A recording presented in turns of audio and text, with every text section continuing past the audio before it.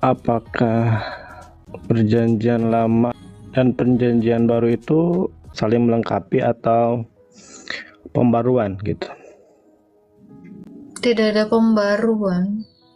Perjanjian lama itu nubuatan-nubuatan tentang Mesias yang dituliskan para nabi. Perjanjian baru itu adalah tulisan para rasul mengenai Sang Mesias yang sudah digenapi. Apakah itu isinya hanya sebatas pemberitahuan tentang Mesias atau ada aturan-aturan yang dicantumkan gitu dalam perjanjian lama gitu? Semua hukum-hukum, ketetapan-ketetapan Tuhan itu adalah sesuatu yang merupakan nubuatan gitu, bayang-bayang gitu. Jadi baik Taurat itu sendiri itu adalah bayang-bayang dari keselamatan itu. Makanya tadi dikatakan nubuatan. Jadi nubuatan itu adalah gambaran, bayang-bayang apa yang akan terjadi di masa depan. Semuanya, baik hukum, ketetapan, aturan-aturan itu hanya bayang-bayang. Setelah digenapi oleh Yesus itu menjadi jelas dan terang. Taurat itu kan perjanjian lama ya. Taurat itu bukan perjanjian lama. Taurat itu adalah hukum yang diberikan Yesus kepada semua manusia. Tapi kan Taurat itu ada sebelum Yesus itu ada, Mbak ya? Taurat itu sudah ditaruh oleh Tuhan itu di dalam hati setiap manusia. Oke. Taurat itu diberikan kepada siapa, Mbak? Nabi Musa apa Nabi Yesus? Semua manusia. Semua manusia. Mau yang tidak percaya, mau yang percaya, semua manusia memiliki Taurat. Kalau dari segi bahasa, Taurat itu apa, Mbak? Taurat itu kan ini, Bang. Jangan ada ilah lain selain Tuhan Allah Tritunggal. Lalu ingat dan kuduskan hari Sabat. Jangan membunuh, jangan berzina, jangan bersaksi dusta, hormati orang tuamu. Itu tuh 10 perintah Tuhan itu. Itu semua ada di dalam hati manusia. Makanya walaupun kamu tidak percaya kepada Yesus Kristus, kamu punya Taurat di dalam dirimu. Makanya ketika kamu mau membunuh orang atau mau berbohong, ada rasa takut di dalam hatimu. Betul tidak? Itu mungkin fitrahnya manusia kali, Mbak ya. Mungkin kalau bahasa Mbak disebutnya Taurat. Fitrah manusia itu kan diciptakan segambar dengan Allah. Fitrah manusia itu baik, bukan untuk berbuat baik. Iya, baik.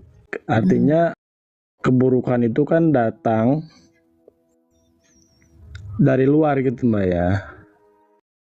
Keburukan itu pilihan manusia itu, bukan datang dari luar. Kira-kira kalau ada respon buruk dari luar, kan kamu yang memilihnya untuk melakukannya atau tidak? Iya. Jadi itu tergantung kan kamu. Makanya saya bilang kan perbuatan buruk itu pilihanmu, bukan dari orang lain. Ketika orang lain menghina, terus kita juga ikut menghina, kan artinya kita terbawa keburukan mereka gitu kan? Bukan, pilihanmu untuk mau berbuat buruk sama seperti mereka. Iya, pilihan Kalau kita. kamu memilih untuk tidak buruk, kan bisa. Iya, jadi manusia itu memiliki kehendak. Iya. Tapi bagus ya ketika kamu mengatakan fitrahnya manusia itu baik. Betul, saya setuju tuh. Kalau fitrahnya manusia itu berbuat baik, apakah wajar kamu meminta pahala?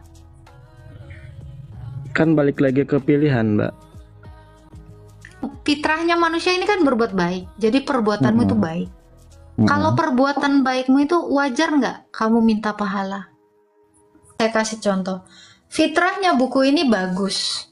Karena dia memang diciptakan bagus. Kalau dia tetap bagus seperti yang diciptakan, apakah dia wajar menuntut pahala? Kan ada nafsu yang berkehendak terhadap keburukan, Mbak. Oh, saya nggak nanya itu.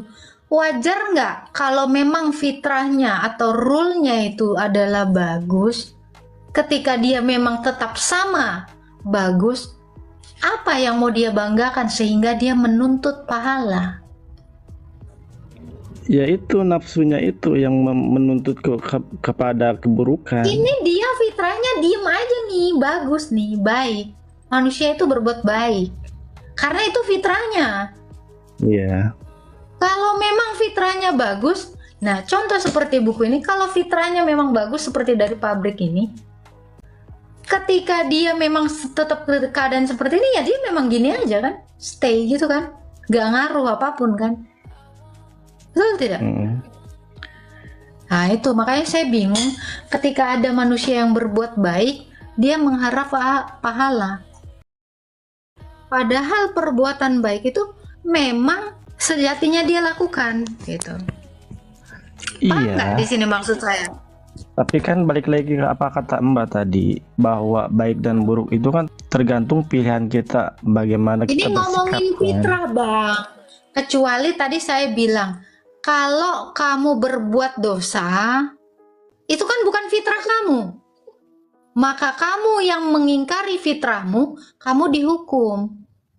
Jadi kalau kamu baik, ya bukan dapat pahala. Emang itu kodratmu. Kalau kamu berbuat dosa, kamu dihukum.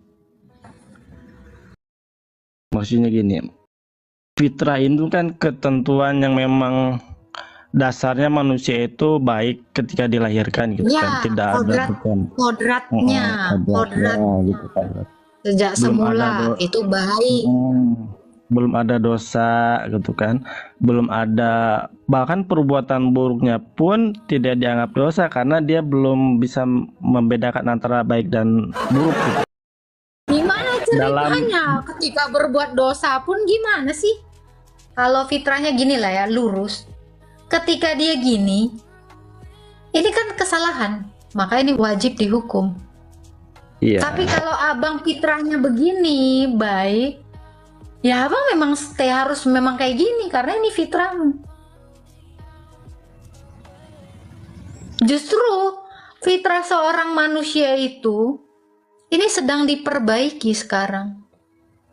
Justru itu artinya kan kebaikan itu kan harus ada rule-nya dan harus ada contohnya gitu kan. Tidak semua yang bisa kita perbuat baik itu bisa dikatakan baik menurut orang lain